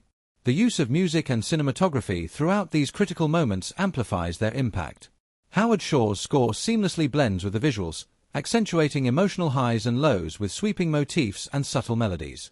The interplay of light and shadow, color palettes, and camera angles serves to deepen the narrative's mood and thematic expression. For instance, the shifting light in the scenes leading up to the ring's destruction mirrors the changing tides of hope and despair, while the panoramic shots of the battlefield evoke both grandeur and tragedy. These artistic choices ensure that the film's emotional resonance is felt not only through dialogue and plot but also through the very language of cinema. The film's thematic richness is further underscored by its exploration of leadership, sacrifice, and the nature of evil. The various leaders, Aragorn, Gandalf, Theoden, each embody different aspects of authority and responsibility, illustrating the burdens and moral complexities of power. Their decisions and sacrifices highlight the film's meditation on the cost of leadership and the importance of humility and courage. Meanwhile, Sauron's faceless, overwhelming evil represents a shadow that tests the resolve of all characters, emphasizing the pervasive threat of tyranny and corruption. This stark contrast between light and darkness provides a moral framework that guides the narrative's tension and resolution. The film's final moments, depicting the return to the Shire and the bittersweet farewell of the main characters, serve as a poignant coda that ties the epic story back to its humble beginnings. This return home is not a simple happy ending but a nuanced reflection on change, loss, and the passage of time. The subtle melancholy in Frodo's departure highlights the personal cost of the journey, reminding audiences that even heroes must sometimes step away from the world they saved. This reflective conclusion invites viewers to contemplate the broader implications of the story, transcending its fantasy roots to touch on universal human experiences. In weaving together these critical scenes and events, The Return of the King crafts an emotional and thematic arc that is both grand in scope and deeply personal. Its exploration of heroism, sacrifice, and the struggle against overwhelming darkness resonates across cultures and generations, making the film a powerful narrative about the resilience of the human spirit. Writing this like a seamless story with no headings, divisions, or section markers, the analysis naturally blends into the flow of the narrative, enhancing the viewer's understanding of how each moment shapes the overall impact of the film. These critical perspectives illuminate the movie's enduring appeal, inviting audiences to experience its profound depth while being swept away by its epic grandeur. The making of The Lord of the Rings, The Return of the King stands as a monumental achievement in filmmaking, a testament to the boundless creativity and technical ingenuity that defined the entire trilogy. From the moment production began, director Peter Jackson and his team embraced a visionary approach, blending traditional craftsmanship with cutting-edge technology to create a world so immersive and detailed that it feels palpably real. This seamless fusion of artistry and innovation gave the film its breathtaking scope and emotional depth, making it not just a story on screen but an experience that captivates and transports audiences. The journey behind the camera, filled with ambitious creative choices and daunting technical challenges, reads as an epic tale in itself, rich with moments of inspiration, problem-solving, and relentless dedication. Central to the production was the decision to film the entire trilogy simultaneously over an unprecedented 438 days in New Zealand. This ambitious schedule was itself a technical and logistical marvel, demanding meticulous planning to coordinate a vast cast and crew, manage multiple locations, and maintain continuity across three sprawling narratives. The landscapes of New Zealand, lush forests, rugged mountains, and stark volcanic fields, were transformed into the varied realms of Middle-earth with the help of expert location scouts and set designers. These natural settings provided a tangible authenticity that CGI alone could not replicate, grounding the fantasy in real-world environments that added depth and texture to the story. One of the film's most celebrated technical feats was the innovative use of bigatures, massive and intricately detailed miniatures that brought to life the great cities and fortresses of Middle-earth. These models, some spanning several meters in size, were painstakingly crafted to incorporate realistic architectural details, weathering, and even foliage. Unlike traditional miniatures, which were often static, these bigatures allowed for dynamic camera movements and interactions with live actors, creating a seamless blend of practical effects and digital enhancements. The city of Minas Tirith, for example, was built as a towering bigature with layers of complexity that allowed filmmakers to capture sweeping shots of the city's defenses and the ensuing battle with astonishing realism. This commitment to practical effects enriched the visual storytelling, lending a tangible sense of scale and weight that CGI alone could not achieve. The integration of digital technology, however, was equally revolutionary, particularly in the realm of character animation and visual effects. Gollum, portrayed by Andy Serkis through motion capture performance, stands as a landmark achievement in character creation. The technology used to capture Serkis's nuanced expressions and movements was still in its infancy, yet the team pushed boundaries to create a character who could convincingly convey emotion and complexity. This process involved a meticulous blend of performance capture, digital modeling, and animation, resulting in a character that feels alive and relatable rather than a mere special effect. Gollum's interactions with Frodo and Sam are emotionally charged and pivotal to the narrative, making this technical innovation not just a visual triumph but a storytelling necessity. The battle sequences in Return of the King represent another pinnacle of technical accomplishment. The scale of the Battle of Pelennor Fields, featuring thousands of extras, stunt performers, and digital warriors, required a seamless coordination of live-action choreography and computer-generated imagery. Massive armies had to be staged convincingly, with each soldier's movement meticulously planned to avoid chaos and maintain the illusion of a real battle. The film's use of crowd simulation software allowed digital extras to move intelligently, reacting dynamically to the environment and unfolding events, a technique that was groundbreaking at the time. Meanwhile, the physical choreography of the actors and stunt teams added authenticity, with real horses charging, swords clashing, and dramatic falls executed with precision. These battles were not only a visual spectacle but a complex orchestration of human and technological elements working in harmony. The design and fabrication of costumes and props were equally ambitious and detailed. The armor worn by the soldiers of Gondor and Rohan was designed to be historically inspired yet distinctively fantastical, requiring extensive research and craftsmanship. Costume designers worked closely with the actors to ensure that their gear allowed for both movement and authenticity, balancing the need for visual impact with the practicalities of action sequences. Each piece of armor and weaponry was handcrafted, often incorporating intricate engravings and symbols that tied into the lore of Middle-earth. The attention to detail extended to smaller props such as the elven cloaks and hobbits' gear, each item carefully designed to reflect the character's personality and cultural background, enhancing the narrative immersion. Lighting and cinematography played crucial roles in shaping the film's atmosphere and emotional tone. Cinematographer Andrew Lesnie employed a range of innovative techniques to capture the vastness of the landscapes while maintaining intimate moments of character-driven drama. Natural lighting was often utilized to heighten realism, with scenes shot during the golden hour to capture the warm, ethereal glow that added a magical quality to the visuals. In more intense or ominous moments, dramatic shadows and color contrasts emphasized the themes of darkness encroaching upon hope. The use of sweeping crane shots and dynamic camera movements allowed the film to capture both the epic scale of battles and the nuanced expressions of the characters, blending spectacle with emotion seamlessly. Sound design and music also played indispensable roles in crafting the film's immersive experience. Composer Howard Shore's score is a masterclass in thematic development, weaving leitmotifs for characters, cultures, and places that evolve throughout the film to mirror the narrative arc. His music enhances the emotional resonance of key scenes, from the haunting strains accompanying Frodo's burden to the triumphant choruses during moments of victory. The sound team meticulously crafted effects that brought Middle-earth to life, the clang of swords, the thunder of hooves, the whispers of the ring's corruptive influence, each sound carefully layered to create a rich auditory landscape. These elements work together to immerse the audience fully, making the world feel lived in and tangible. Behind the scenes, the production faced numerous challenges that demanded inventive solutions. Weather, for instance, was a persistent obstacle. Scenes scheduled in remote locations were often delayed or complicated by sudden storms, high winds, or unexpected temperature drops. The crew had to adapt quickly, sometimes rewriting scenes or adjusting shooting schedules to capture the right mood without losing momentum. This unpredictability forced a flexibility and resilience that became hallmarks of the production process.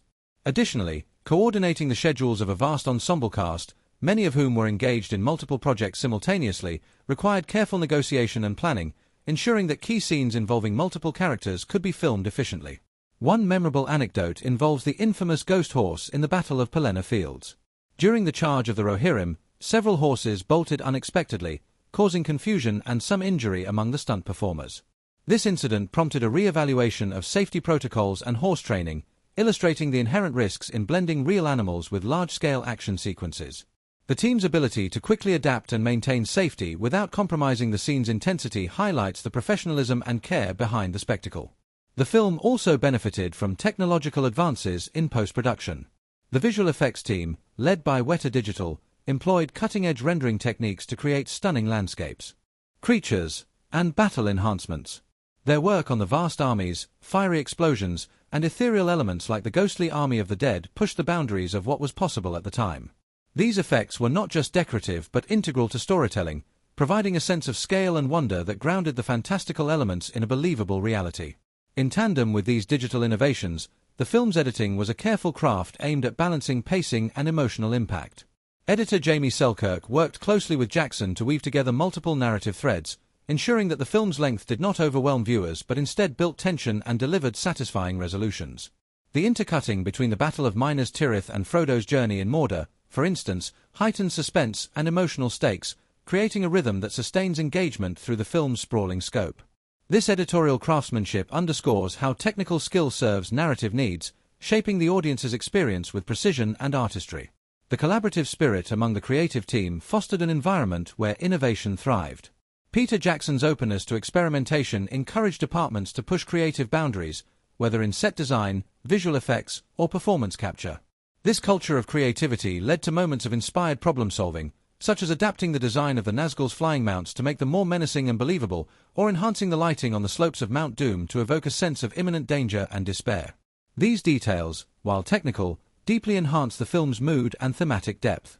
Writing this like a seamless story with no headings, divisions, or section markers, the production insights and technical feats of The Return of the King unfold as a narrative of vision, perseverance, and collaboration. The creative decisions, from the expansive use of natural landscapes and bigatures to groundbreaking motion capture and digital effects, combine with the dedication of cast and crew to overcome challenges and realize a cinematic masterpiece. This seamless blend of artistry and technology not only amplified the film's visual impact but also enriched its storytelling, making it a landmark achievement in film history. Each innovation, anecdote, and technical triumph forms an essential thread in the tapestry of the movie's creation, inviting audiences to appreciate the extraordinary journey behind the legendary tale. The Lord of the Rings, The Return of the King is far more than a grand fantasy epic. It is a rich tapestry woven with profound themes, symbolism, and subtle social commentary that resonate deeply beyond its mythical setting. At its heart, the film explores the enduring struggle between good and evil, a universal theme that mirrors real-world conflicts and moral dilemmas. This eternal battle is not presented in simplistic black and white terms but with nuanced complexity, revealing how the capacity for both darkness and light resides within individuals and societies alike. Through its characters, narrative arcs, and visual motifs, the movie invites reflection on sacrifice, power, hope, and the resilience of the human spirit, making its story timeless and remarkably relevant to contemporary audiences. Central to the film's thematic core is the notion of sacrifice, a recurring thread that binds the characters and drives the narrative forward. Frodo's journey to destroy the One Ring embodies the ultimate sacrifice, as he willingly carries a burden that isolates him physically and psychologically. This act of selflessness speaks to the universal idea that protecting the greater good often demands personal hardship and loss. Frodo's internal struggle with the ring's corrupting influence symbolizes the human experience of confronting temptation and the moral costs of bearing heavy responsibilities. His endurance becomes a metaphor for perseverance in the face of overwhelming adversity, highlighting the strength required to resist the allure of power and corruption.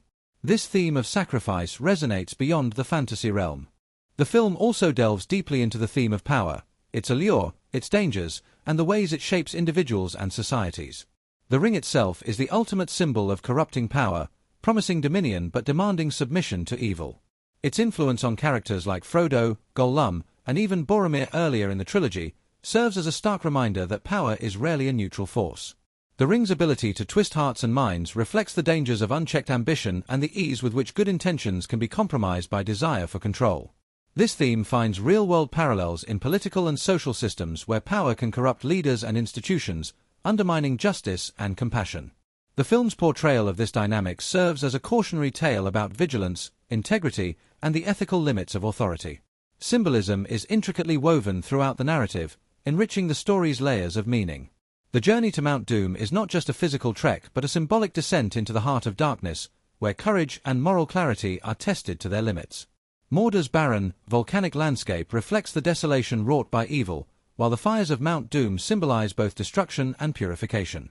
The act of casting the ring into the fire is laden with symbolic weight, representing the rejection of tyranny and the hope for renewal. Additionally, the light and darkness motif runs persistently through the film, with light often representing hope, truth, and resistance, while shadows embody fear, corruption, and despair. These symbolic contrasts are visually reinforced through cinematography and production design, such as the stark difference between the bright, verdant Shire and the oppressive gloom of Mordor, reinforcing the thematic dichotomy. Characters themselves embody symbolic meanings that extend beyond their narrative roles. Aragorn's ascent to the throne represents the archetype of the rightful king, a figure who unites fractured peoples and restores order. His journey echoes myths of messianic leadership, underscoring themes of legitimacy, responsibility, and the healing power of justice. Eowyn's character carries powerful symbolic significance as well, breaking traditional gender norms to demonstrate courage and agency in a patriarchal society. Her triumph over the Witch King, a seemingly invincible force of evil, symbolizes the strength found in defying expectations and confronting fear. This victory also serves as a metaphor for overcoming internal and external oppression, resonating with broader social movements for equality and empowerment. The dynamic between Frodo, Sam, and Gollum further enriches the film's exploration of duality and the complexity of human nature. Gollum's tortured existence represents the consequences of addiction and obsession, while Sam's unwavering loyalty and simple faith contrast with Gollum's fractured psyche. Their interactions underscore the themes of redemption, trust, and the capacity for both good and evil within the same individual. This nuanced portrayal encourages viewers to consider the struggles inherent in human identity and the potential for transformation through compassion and perseverance. On a broader societal level, the film reflects cultural anxieties about war, environmental destruction, and the consequences of unchecked industrialization. The ravaged landscapes of Middle-earth, particularly the desolation of Mordor and the scarring of Isengard, symbolize the destructive impact of greed and conflict on the natural world. This environmental theme resonates with contemporary concerns about ecological degradation and the need for stewardship of the planet. The film's narrative suggests that harmony with nature and respect for life are essential to sustaining hope and peace, an idea that aligns with global conversations about sustainability and conservation. The portrayal of war itself in Return of the King is multifaceted, avoiding glorification and instead presenting it as a tragic necessity. The epic battles highlight bravery and unity but are also marked by loss, fear, and moral complexity. The characters' motivations, defending their homes, protecting loved ones, or fulfilling duties, reflect real human experiences of conflict, emphasizing the personal costs of war alongside its strategic and political dimensions. This balanced depiction invites viewers to contemplate the harsh realities of violence and the profound sacrifices made by those caught in its grasp. Leadership emerges as a pivotal theme that intertwines with the film's social commentary. Various characters illustrate different models of leadership, from Aragorn's inspiring and inclusive approach to Denethor's despair-driven descent into madness. This contrast underscores the importance of hope, wisdom, and humility in guiding others, while highlighting the dangers of pride and isolation. Theoden's arc, from despair to renewed vigor through Gandalf's influence, demonstrates how effective leadership can restore faith and resilience in a community. These portrayals mirror contemporary reflections on political leadership and the qualities necessary to navigate crises and inspire collective action. The movie's treatment of friendship and loyalty also serves as a profound commentary on human relationships and social bonds. The unwavering friendship between Frodo and Sam, forged through hardship and mutual support, exemplifies the power of empathy and devotion to overcome adversity. This relationship, portrayed with genuine warmth and depth, stands as a testament to the strength found in solidarity, trust, and shared purpose. It suggests that even in the darkest times, connections between individuals can provide hope and sustain the will to persevere. Throughout the film, moments of hope and despair are delicately balanced, reflecting the real-world tension between optimism and cynicism. The narrative acknowledges the harshness of evil and the cost of resistance, yet it persistently affirms the possibility of redemption, healing, and renewal. This thematic interplay enriches the story's emotional resonance, allowing audiences to engage with the complexities of human experience rather than a simplistic fantasy resolution. The cultural impact of Return of the King extends beyond its story to its portrayal of diverse peoples and cultures within Middle-earth.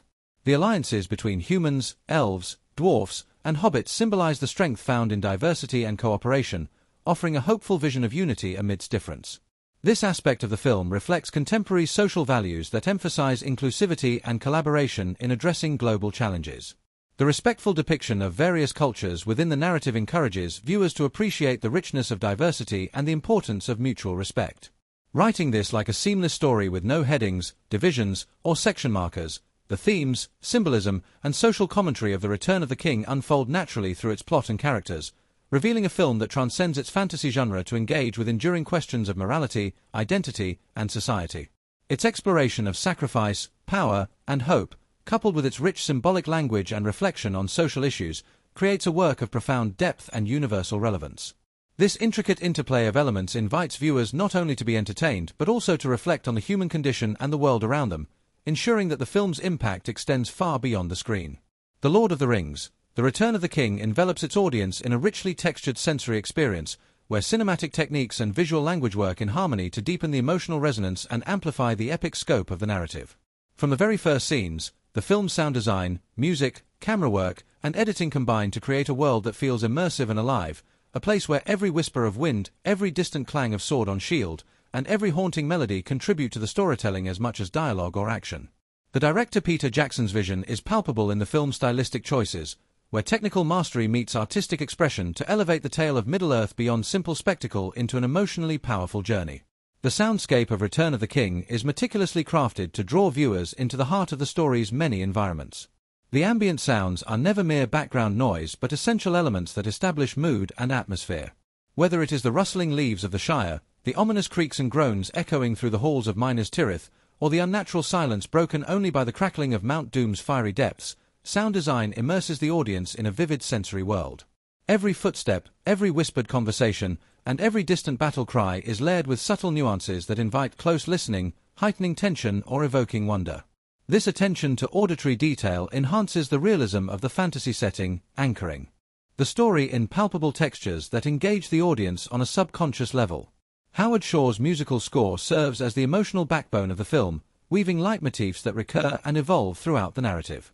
His compositions do not merely accompany the images but enrich the storytelling by reflecting the inner states of characters and the shifting tides of the plot.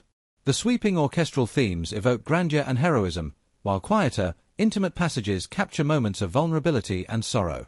For example, the haunting motif associated with the ring carries a sense of foreboding and loss, permeating scenes where the burden weighs heavily on Frodo. Conversely, the triumphant themes celebrating victory and hope swell during climactic moments, lending an uplifting, almost spiritual dimension to the narrative's resolution. Shore's masterful use of thematic music guides the audience's emotional journey, deepening empathy and reinforcing the mythic quality of the story. Visually, the film is a masterpiece of composition and design, blending natural landscapes with elaborate sets and innovative digital effects to craft a coherent and immersive Middle-earth. Cinematographer Andrew Lesney employs a versatile visual language that adapts fluidly to the shifting tones and locations of the story. Wide, panoramic shots capture the vastness of the battlefields and the grandeur of Minas Tirith, inviting awe and emphasizing the scale of the conflict. These expansive vistas contrast beautifully with tight, intimate framing during character-driven moments, where subtle expressions and gestures carry weight. The use of depth of field, focus shifts, and carefully controlled lighting creates layers within the frame that draw the viewer's eye to points of narrative importance while maintaining a sense of spatial realism. Lighting plays a critical role in shaping the film's mood and visual storytelling. Natural light is often harnessed to accentuate the realism of outdoor scenes, with dawn and dusk used to symbolize transition and uncertainty. The interplay of light and shadow underscores the film's thematic dichotomies, hope versus despair, good versus evil. In scenes such as Frodo and Sam's ascent up Mount Doom, the harsh, unforgiving light of the fiery landscape mirrors the internal struggle and physical toll the characters endure. Conversely, the warm, soft light enveloping the Shire reflects innocence and peace, grounding the story's emotional center. These lighting choices are never arbitrary but serve to reinforce the narrative's emotional beats and symbolic meanings, subtly guiding the audience's psychological response. Camera movement is another vital storytelling tool that brings dynamism and emotional intensity to the film. Fluid tracking shots follow characters closely during moments of action or emotional revelation, creating a sense of immediacy and intimacy. In contrast, sweeping crane shots and aerial vistas establish epic scale, offering viewers a godlike perspective on the unfolding drama. One particularly memorable example is the charging of the Rohirrim at Pelennor Fields, where the camera seamlessly shifts from wide shots capturing the mass of cavalry to close-ups on individual warriors, conveying both the overwhelming force of the army and the personal courage of its members. These varied camera techniques maintain a rhythm that balances spectacle with character focus, ensuring that the human story remains at the core of the grand narrative. Editing in Return of the King is deftly executed to maintain narrative clarity amid the film's complexity. Editor Jamie Selkirk weaves multiple storylines into a cohesive whole, cutting between parallel events with precision and pacing that build tension without confusion. The intercutting of Frodo and Sam's perilous journey through Mordor with the desperate battles taking place in Minas Tirith heightens suspense and emotional stakes. The juxtaposition of the intimate struggle against the backdrop of grand-scale conflict underscores the film's thematic emphasis on individual sacrifice within a larger historical moment. Transitions between scenes often use visual or thematic echoes, such as a character's gaze or a recurring motif in the score, to create fluid continuity, helping the audience navigate the shifting focus without losing immersion. The film also makes unique stylistic choices that mark Peter Jackson's directorial signature, blending epic storytelling with moments of humor, humanity, and unexpected tenderness. Despite the heavy stakes and dark themes, the narrative allows room for lightness, often through character interactions or visual cues that break tension and deepen engagement. The relationship between Frodo and Sam, for instance, is given space to breathe through quiet, everyday moments that contrast with the surrounding chaos. This balance between grand spectacle and small, personal details is a hallmark of the film's visual and narrative style, fostering a richer emotional connection with the audience. Visual effects in Return of the King are seamlessly integrated to support the story without overshadowing it. From the ghostly army of the dead to the intricate designs of the Nazgul's flying mounts, CGI is used judiciously to enhance rather than dominate. These effects maintain a grounded realism by interacting convincingly with live-action elements and sets. The creation of Gollum through performance capture technology exemplifies this balance. His digital presence is vivid and lifelike, yet grounded in Andy Serkis's nuanced physical performance, which preserves the character's emotional complexity. This fusion of technology and artistry enables the film to explore themes of identity and corruption in a visually compelling manner. The production design and costume work further enrich the film's visual language, with each culture and faction given a distinct aesthetic that reflects their history, values, and narrative roles. The stark, imposing architecture of Mordor contrasts with the noble, classical designs of Gondor, while the natural, flowing garments of the elves evoke timeless grace. These visual distinctions are not merely decorative but serve as storytelling tools that convey cultural identities and ideological conflicts. The detailed craftsmanship invites viewers to engage with the world on a deeper level, appreciating the thoughtfulness behind each visual element. Sound editing and mixing amplify the impact of the musical score and sound design, carefully balancing dialogue, effects, and music to create a rich auditory tapestry. Moments of silence or minimal sound are employed effectively to heighten tension or emphasize emotional beats, proving that what is left unheard can be as powerful as what is heard. For example, the quiet intensity of Frodo's internal battle with the ring often unfolds against a subdued soundscape, drawing attention to his isolation and inner turmoil. In contrast, the chaotic cacophony of battle scenes envelops viewers in the frenetic energy and danger of war, making the experience visceral and immediate. Writing this like a seamless story with no headings, divisions, or section markers, the cinematic techniques and visual language of The Return of the King reveal themselves as integral threads woven through the fabric of its storytelling. The masterful use of sound design, music, lighting, camera work, and editing creates a multisensory journey that immerses viewers emotionally and intellectually. Peter Jackson's distinctive vision shines through in the balance of epic scale and intimate human moments, the blending of practical and digital effects, and the meticulous attention to visual and auditory detail. This symphony of cinematic elements does more than tell a story. It invites audiences to inhabit a fully realized world where every frame and sound pulse with meaning, forging a connection that lingers long after the credits roll.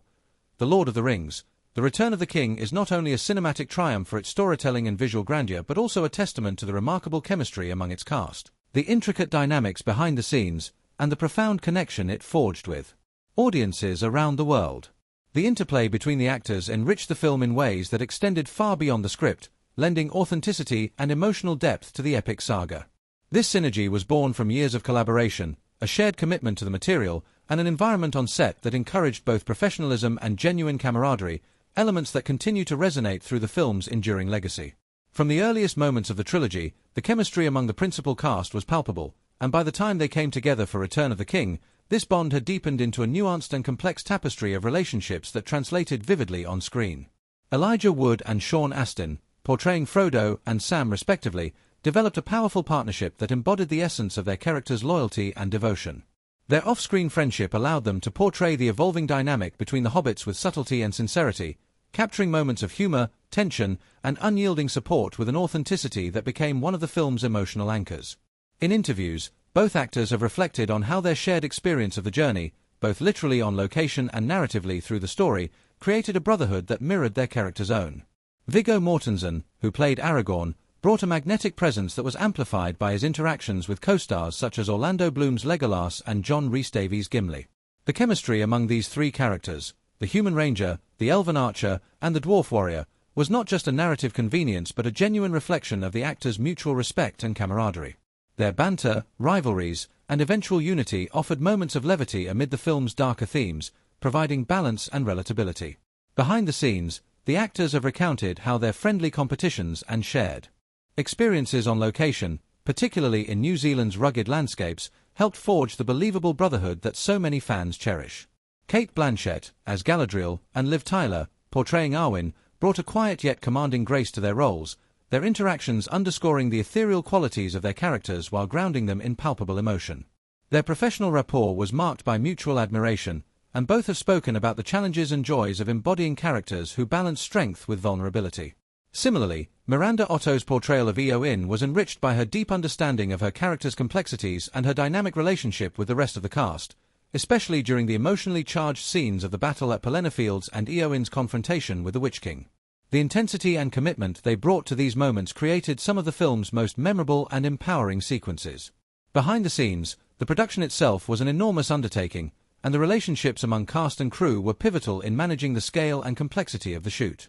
Filming took place over many months, often in challenging weather conditions across New Zealand's diverse terrain, which became both a backdrop and a character within the film.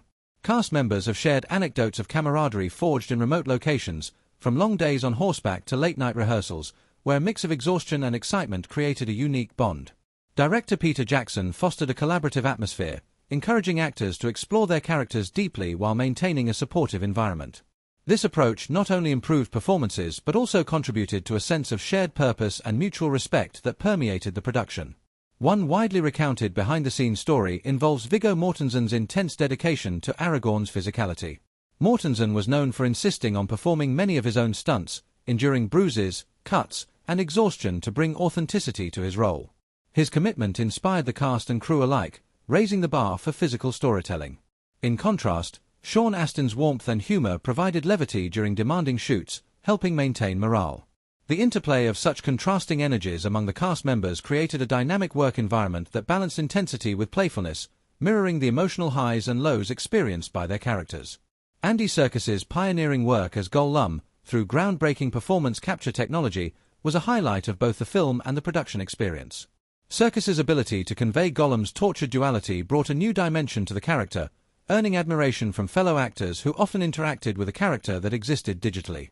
His collaboration with the visual effects team set new standards for digital acting and showcased the synergy between human performance and cutting-edge technology. Cast members frequently praised Serkis's ability to inhabit Gollum fully, treating him as a scene partner rather than a visual effect, which helped maintain the emotional intensity and realism of their interactions. The reception of Return of the King by audiences was overwhelmingly positive, with the film quickly becoming a cultural phenomenon that transcended its fantasy genre. Fans around the world connected deeply with the characters and the story's universal themes of courage, friendship, and sacrifice. The emotional payoff of the trilogy's long journey resonated in theaters, where viewers often reacted with tears, cheers, and a profound sense of closure. This widespread emotional engagement was reflected in the film's critical acclaim and record-breaking box office success, as well as its historic achievement at the Academy Awards, where it won all 11 Oscars for which it was nominated, a testament to its artistic and technical mastery.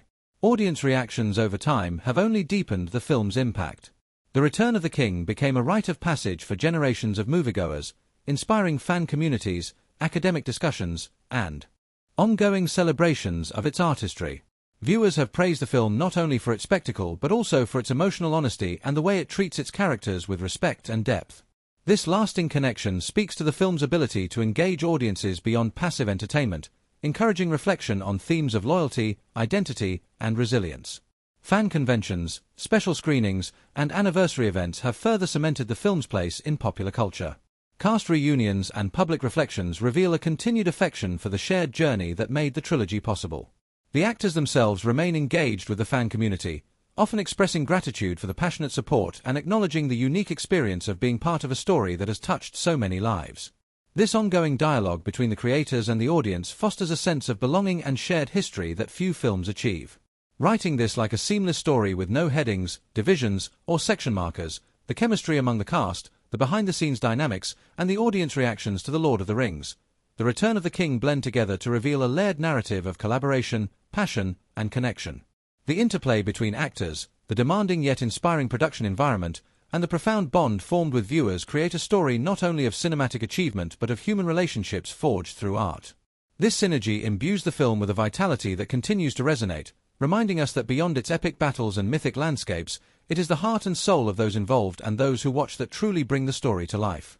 The Lord of the Rings, The Return of the King stands as a monumental achievement not only within its own narrative universe but also as a defining moment in cinematic history, influencing the landscape of filmmaking, shaping the fantasy genre, and leaving an indelible mark on popular culture that continues to reverberate years after its release.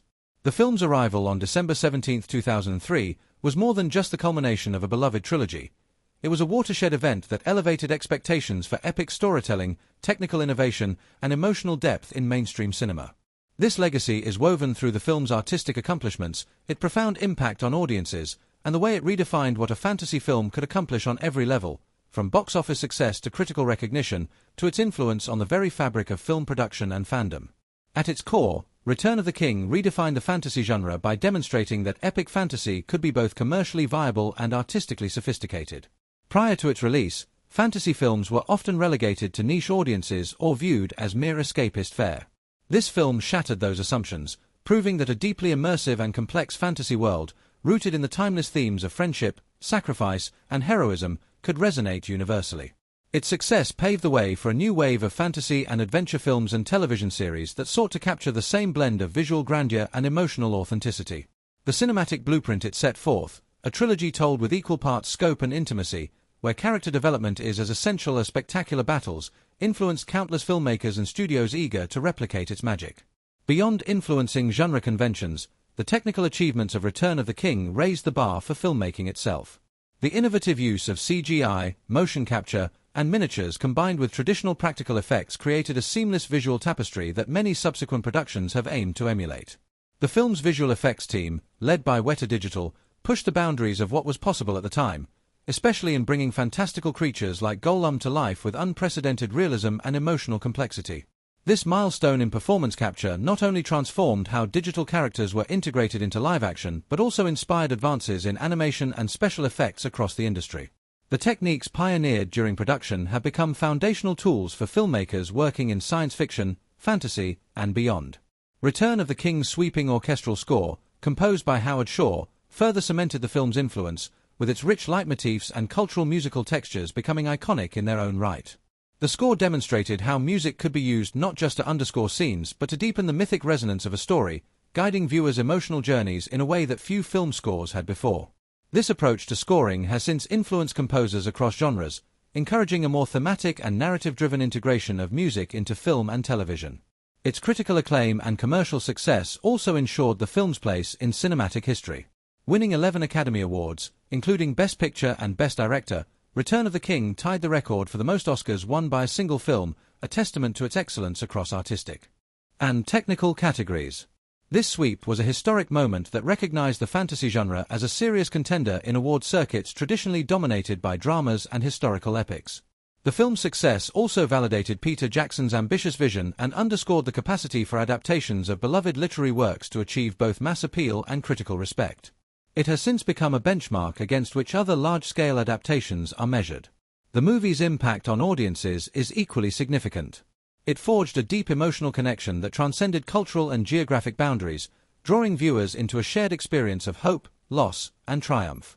This emotional resonance has helped sustain a vibrant global fan community that actively engages with the film through conventions, online forums, fan fiction, and cosplay. The story's themes of resilience, friendship, and the struggle against darkness continue to inspire new generations, keeping the film alive in the public consciousness far beyond its initial theatrical run. This ongoing dialogue between the film and its audience contributes to its lasting relevance and cultural vitality. Return of the King also played a pivotal role in elevating New Zealand's profile on the world stage, both as a filming destination and as a hub of filmmaking talent. The breathtaking landscapes of the country became synonymous with Middle-earth, and the film's success spurred tourism and an international appreciation for New Zealand's natural beauty. Moreover, the film's production helped foster a burgeoning film industry in the region, leading to a proliferation of creative projects and technical expertise that continue to thrive today. Reflecting on the film's legacy naturally brings to mind the milestones it achieved, not only its awards and box office triumph but also its pioneering role in technological innovation, narrative ambition, and cultural impact. It demonstrated that epic storytelling, when executed with vision and heart, could achieve unprecedented levels of both critical and popular success. The Return of the King remains a landmark in cinema, a testament to the power of collaboration, artistry, and the enduring allure of mythic storytelling. Writing this like a seamless story with no headings, divisions, or section markers, the legacy and influence of The Lord of the Rings, The Return of the King unfold as a tale of transformation and inspiration. It reshaped cinema's approach to fantasy, expanded the possibilities of film technology, and forged connections with audiences that transcend time. Its ripple effects continue to inspire filmmakers and fans alike, ensuring its place not only as a masterpiece of its era but as a timeless beacon in the ever-evolving story of cinema. The Lord of the Rings, The Return of the King stands as a monumental conclusion to an extraordinary trilogy that redefined what cinema could achieve, blending sweeping epic storytelling with deeply human moments that resonate across generations. From its unforgettable characters to its breathtaking visuals, from its innovative technical achievements to its richly layered themes, the film represents a harmonious synthesis of artistry and passion, a labor of love that elevates fantasy into something timeless and profoundly moving. Its narrative arcs reach their culmination in a crescendo of emotion, heroism, and sacrifice, weaving together the threads of friendship, courage, and hope against a backdrop of darkness and despair. This is a film that invites viewers not just to witness a story, but to immerse themselves fully in a world both fantastical and intimately familiar. The characters remain at the heart of this experience, brought to life by performances that capture their complexity and growth with sincerity and nuance. Frodo's weary determination, Sam's unwavering loyalty, Aragorn's emergence as a leader, Eowyn's defiance of convention, and Gollum's tortured duality all serve as emotional anchors, making the grand battles and sprawling landscapes feel personal and immediate. The chemistry among the cast, forged over years of collaboration, infuses the narrative with authenticity, turning what might have been a distant myth into a relatable and affecting human saga. Alongside these central figures, the supporting characters add depth and texture, each contributing to the richness of the story and reflecting the diverse tapestry of Middle-earth. Technically, the film is a masterpiece, blending cutting-edge visual effects with meticulous practical craftsmanship. The seamless integration of CGI and live-action, the visionary use of performance capture, the intricate production design, and the evocative cinematography work in concert to create an immersive world that feels alive and tangible. Howard Shore's sweeping score elevates the emotional stakes, guiding audiences through moments of despair and triumph with music that has become synonymous with the very spirit of the story. The sound design, editing, and lighting all contribute to a sensory experience that transcends the screen, drawing viewers into the very soul of the narrative. Beneath the surface of action and spectacle, the film's themes resonate deeply, exploring the nature of power, the endurance of hope, and the strength found in unity and sacrifice. These universal messages echo beyond the confines of Middle-earth, offering reflections on the human condition that remain relevant and inspiring. Symbolism and social commentary enrich the story's fabric, encouraging viewers to contemplate the moral choices faced by its characters and, by extension, those we encounter in our own lives. The Return of the King's legacy is evident not only in its critical acclaim and box office records but in its profound influence on cinema, the fantasy genre, and popular culture at large. Its pioneering technical achievements and narrative ambition set new standards, inspiring countless filmmakers and storytellers. The film's ability to connect emotionally with a vast and diverse audience ensures its place as a beloved classic that continues to inspire devotion and discussion. The vibrant fan communities, ongoing cultural relevance, and the film's role in elevating New Zealand's cinematic profile are testaments to its enduring impact. As the final credits roll, what remains is a testament to the power of storytelling to transport, transform, and unite. The Lord of the Rings, The Return of the King is more than a film. It is a shared journey that invites audiences to explore the depths of courage and friendship, to confront darkness with hope, and to celebrate the triumph of the human spirit. It stands as a beacon of cinematic excellence and creative vision, a milestone that continues to shine brightly in the landscape of film history.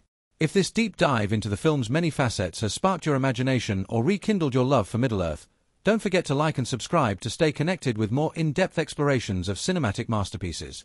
Your support helps keep the conversation alive, and there's so much more to uncover in the worlds of film and storytelling. Stay tuned for more engaging content that delves into the art, craft, and magic behind the movies you love.